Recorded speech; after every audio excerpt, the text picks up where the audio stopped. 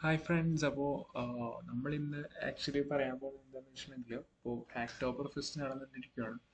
അപ്പോൾ ഹാക്ടോബർ ഫെസ്റ്റിൽ ഇപ്പോഴും നിങ്ങൾ രജിസ്റ്റർ ചെയ്ത് കഴിഞ്ഞു, എന്നാൽ റെപ്പോസിറ്ററി കണ്ടുപിടിച്ചിട്ടില്ല അല്ലെങ്കിൽ പുൾ റിക്വസ്റ്റ് ഒന്നും ആഡ് ചെയ്തിട്ടില്ലെങ്കിൽ എങ്ങനെ നമുക്ക് നല്ലൊരു റെപ്പോസിറ്ററി കണ്ടുപിടിക്കാം എന്നുള്ളൊരു വീഡിയോ നമ്മളിന്ന് ചെയ്യാൻ പോകുന്നത്. ഫസ്റ്റ് ഓഫ് ഓൾ നമ്മളെ രജിസ്ട്രേഷൻ കഴിയുമ്പോൾ തന്നെ നമുക്കൊരു ബുക്ക് മാർക്ക് ചെയ്യാനുള്ള ഒരു ഓപ്ഷൻ കിട്ടും. ഈ ഒരു ഹാക്ടോബർ ഫെസ്റ്റിൻ്റെ ആ ഒരു എക്സ്പ്ലോർ അല്ലെങ്കിൽ ടോപ്പിക്ക് എക്സ്പ്ലോർ ചെയ്യാനായിട്ട് ബുക്ക് മാർക്ക് നമുക്ക് ചെയ്യാൻ പറ്റും. പക്ഷേ ഇനി ഇൻ കേസ് നിങ്ങൾക്ക് ചെയ്തില്ലെങ്കിൽ സിംപ്ലി നമ്മുടെ ഈ ഒരു സെർച്ചിൽ ഒന്ന് സെർച്ച് ചെയ്യുക, ഹാക്ടോബർഫെസ്റ്റ് 2022 ജസ്റ്റ് ഒന്ന് സെർച്ച് ചെയ്യുക. ഓക്കെ, അപ്പോൾ ഇവിടെ വന്നിട്ടുണ്ട് ഹാക്ടോബർഫെസ്റ്റ്. ഇതാണ് ഹാക്ടോബർഫെസ്റ്റ് എന്ന് പറയുന്നത്. ജസ്റ്റ് ഒന്ന് ഞാനിപ്പോൾ സ്റ്റാർ ചെയ്തിട്ടുണ്ടെങ്കിൽ നമ്മുടെ ഇവിടെ വരും. എവിടെയാണെന്ന് വെച്ചിട്ടുണ്ടെങ്കിൽ ഇപ്പോൾ ഞാൻ എക്സ്പ്ലോർ എടുക്കുവാണെങ്കിലോ ആക്ച്വലി ഇവിടെ ഹാക്ടോബർഫെസ്റ്റ് എന്ന് വന്നിട്ടുണ്ട്.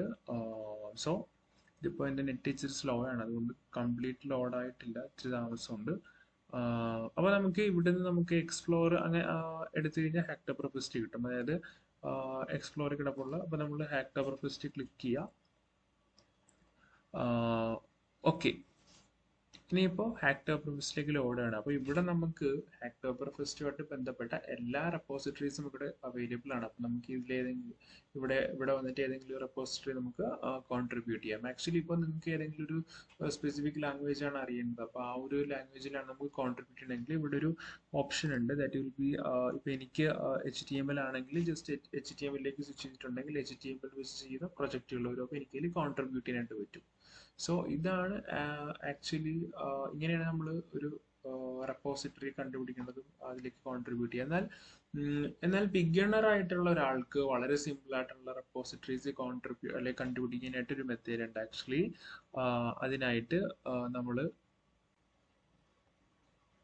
ഇഷ്യൂസ് എടുക്കണം. സോ ഇഷ്യൂസ് എടുത്തു കഴിഞ്ഞിട്ട് ഇവിടെ കണ്ടോ, അപ്പോൾ ഇത് മാറ്റിയിട്ട്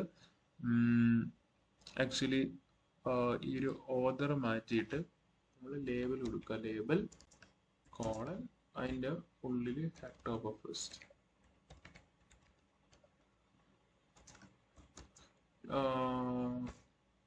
അതിൻ്റെ കൂടെ തന്നെ നമുക്ക് ഒരു ലേബലും കൂടി കൊടുക്കാം. ആക്ച്വലി ഒരു ലേബലും കൂടി കൊടുക്കാം.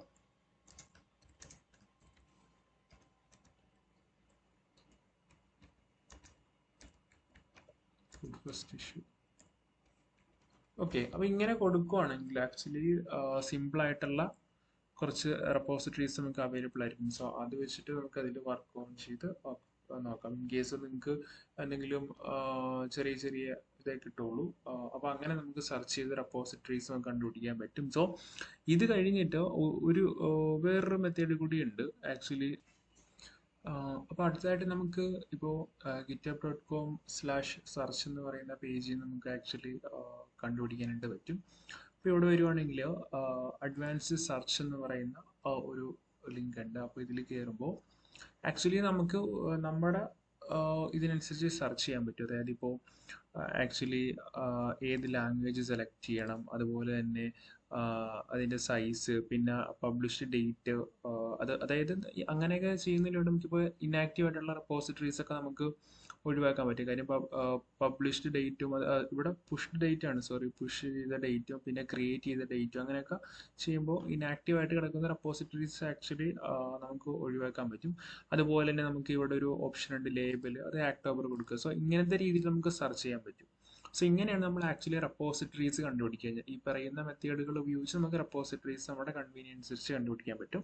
സോ ഇത് കൂടാതെ തന്നെ നമ്മൾ ആക്ച്വലി ഡിസ്കോഡിൽ ജോയിൻ ചെയ്തിട്ടുണ്ടായിരുന്നു. അപ്പോൾ ഡിസ്കോഡിൽ എടുക്കുവാണെങ്കിൽ ഇവിടെ പ്രൊജക്ട് ഷെയറിംഗ് എന്ന് പറയുന്ന ഒരു ചാനലിൽ വരുവാണെങ്കിൽ ആക്ച്വലി കുറേയധികം പേര് കുറേയധികം പ്രൊജക്റ്റുകൾ ഷെയർ ചെയ്തിട്ടുണ്ട്. സോ അതിലേക്ക് നമുക്ക് കോൺട്രിബ്യൂട്ട് ചെയ്യാൻ സാധിക്കും. സോ ഇങ്ങനെ ഇത്രയും മാർഗത്തിലൂടെയാണ് നമുക്ക് ആക്ച്വലി കോൺട്രിബ്യൂട്ട് ചെയ്യാൻ പറ്റുക.